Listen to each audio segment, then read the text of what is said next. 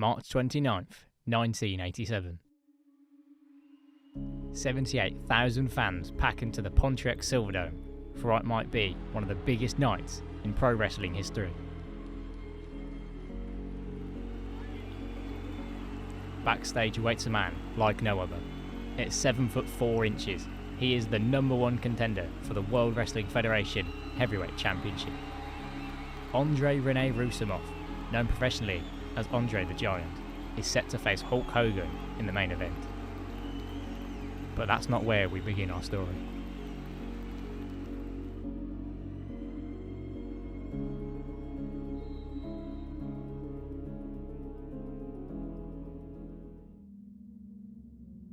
(1966) Grenoble, France. A young man aged 19, once working on his family's farm, moves to Paris with the desire of becoming a professional wrestler. He's approached by a local TV network who are fascinated by this 7-foot local celebrity and are interested to hear about his story and future aspirations.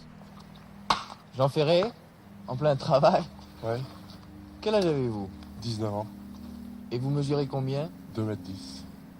À tout hasard, j'ai 1,86 m. They were in awe of this young man and followed him to a training session.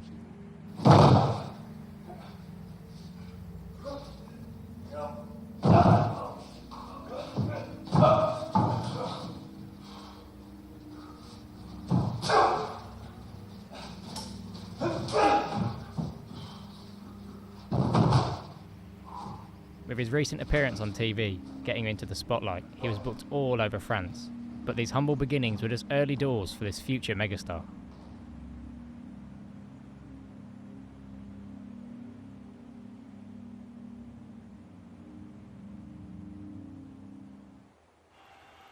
Being a man of his size, he was a breath of fresh air for promoters and began to be booked all over the globe.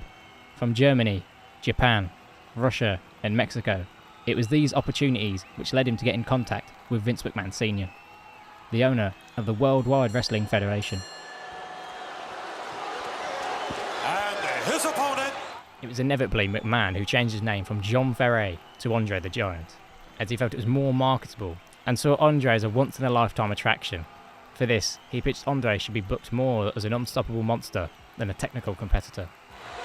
To be making his way down the aisle from Grenoble in the French Alps. And in March 1973, in Madison Square Garden, Andre the Giant was set to make his professional wrestling debut in the WWF. Weighing 520 pounds, the 8th wonder of the world, Andre the Giant. In 1982, Vince McMahon Jr. would acquire the World Wrestling Federation from his father and rebrand to the WWF. With this rebrand, Andre would be pushed more in a prominent position on TV. With a whole new audience, he slowly became a fan favourite, facing challenges such as King Kong Let Bundy. me tell you something about King Kong Bundy. I do whatever I want to do. And if I feel like coming down to the ring during that casket match, I'm going to run right over you.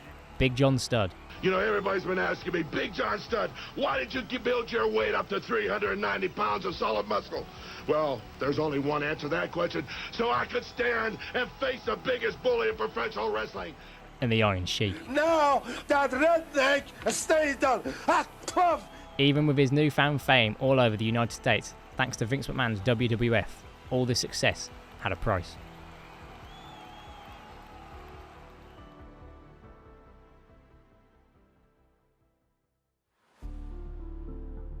Andre suffered from gigantism, which is caused by his pituitary glands producing too much growth hormone.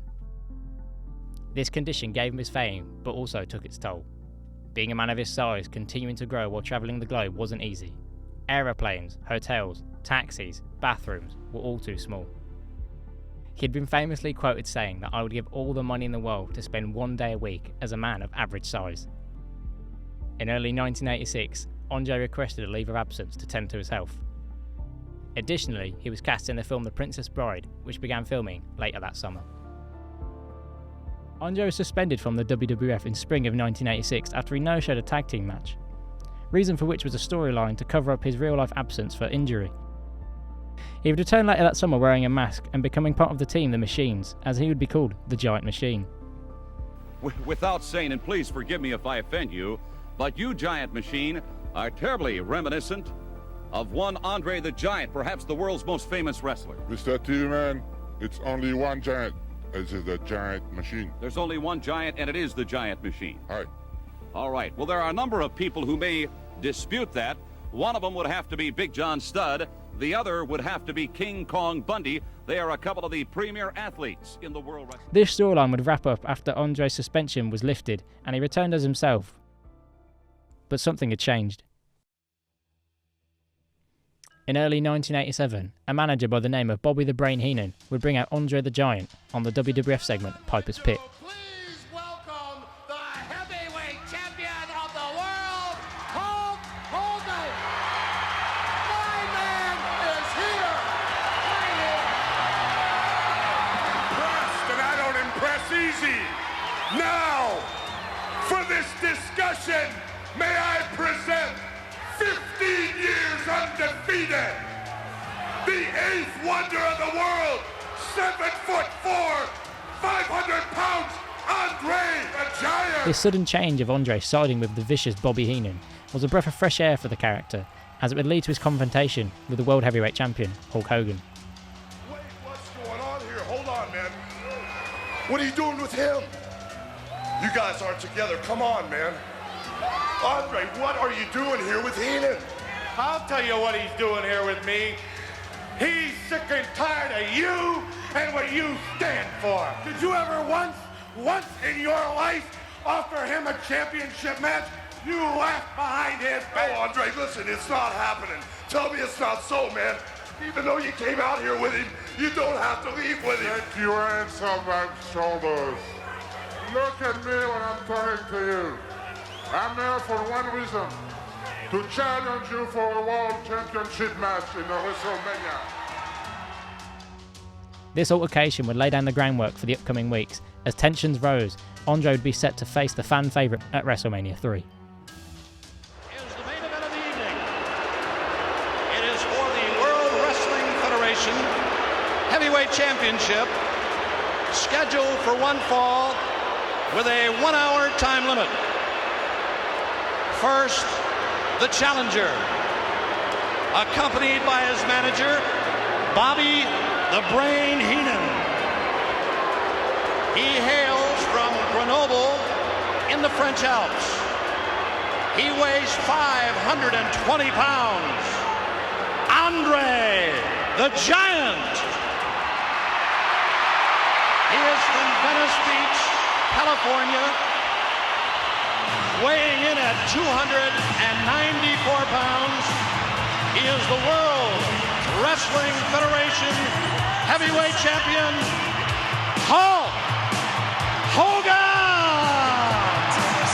The roof of the Silverdome about to explode here as the Hulkster greets, and these 93,000 plus greet him. You're looking at the greatest professional athlete in the world today, the world's heavyweight champion. The irresistible force meeting the immovable object. Look at the size of the Giant. I mean, Hogan is 6'8". Andre is 7'5". The bell is gone. This one is officially underway. Shoved by Andre, and the champion retaliates. Going to work on the back. He definitely is. Hogan's back is hurt. That's a bad sign for the champion this early in the bout. Referee right down there questioning the champion.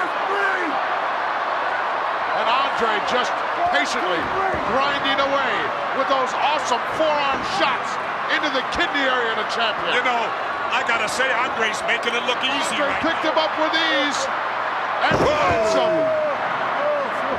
right in that lower lumbar region, that kidney area, trying to make it to his feet. Andre gets him up and puts him in another slam. Champ's got to get out of that corner. He's getting crushed in there. He's out of the corner. And it's the Hulk with the right hand. And another one. Off the ropes. A big roundhouse right. He's got the Giant stunned. He's got him stunned. Can he keep him? Big elbow. An elbow. And Andre is just teetering. Hogan's giving it everything he's got right here. He's got the Giant in the world today. Look at this. He's slammed it. I don't believe it. I don't believe it. Oh, dropping a big leg. Over for the cover. He got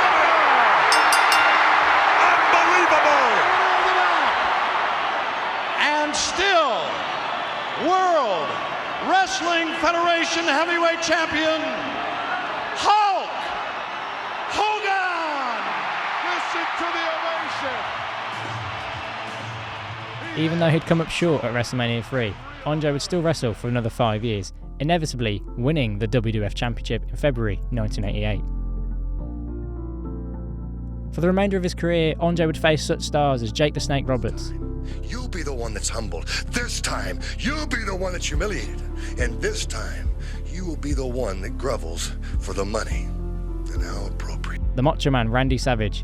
Because comparatively speaking to the Macho Man Randy Savage, you are nothing but garbage, yeah. And the Ultimate Warrior. Shut the belly makes the skies rumble! Sadly, less than a year later from his final match, in January 27th, 1993, after travelling back to France for his father's funeral, Andre Rene Roussemoff would pass away in his hotel room at the age of 46.